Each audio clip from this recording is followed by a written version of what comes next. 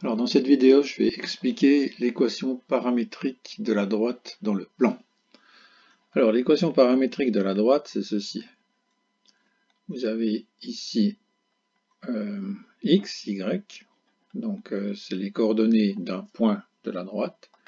x0, y0, c'est les coordonnées du point d'ancrage, c'est le point A par exemple ici. Donc c'est un point bien précis de la droite à partir duquel vous allez partir, si vous voulez, vous déplacer sur la droite. Et xv, yv, c'est les composantes du vecteur directeur. Le vecteur directeur, ici, ce serait le vecteur violet qui vous donne en fait la direction de la droite. Alors, si je reprends l'exemple que j'avais dans le cours, voilà mon point A, mon point d'ancrage, et voilà le vecteur qui va me donner la direction de la droite. Donc, si je dessine la droite, je vais obtenir ceci. Donc, vous voyez que la droite a bel et bien la direction du vecteur directeur. C'est pour ça qu'il s'appelle comme ça d'ailleurs. Maintenant, le paramètre lambda qu'on a ici, qu'est-ce que c'est? Ce paramètre lambda, c'est un nombre réel qui va multiplier le vecteur directeur. Donc si lambda est égal à 1, comme c'est le cas ici, eh bien en fait, je vais partir du point A, me déplacer le long du vecteur directeur une fois et arriver sur ce point-là, le point moins 2,6, qui est un autre point de la droite.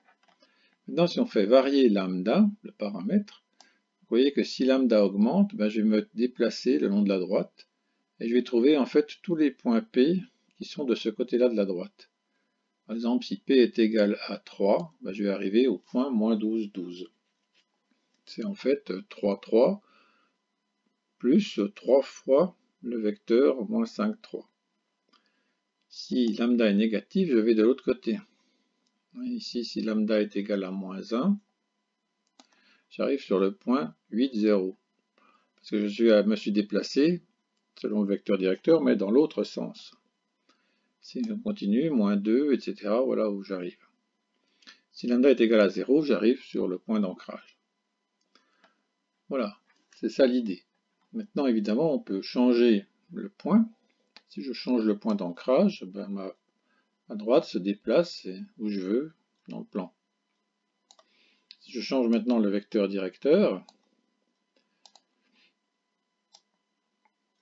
eh bien ça change la direction de la droite. Voilà. Voilà des explications sur les équations paramétriques de la droite dans le plan. Maintenant, il y a des tas de questions qu'on peut se poser, du genre quelle est la valeur de lambda pour arriver sur ce point-là, en partant d'ici. Donc très souvent, il va falloir trouver une valeur de lambda dans les exercices qui viennent, ou alors parfois trouver un point d'ancrage ou le vecteur directeur. En fait, vous verrez que ces exercices, on va beaucoup jouer avec cette équation-là.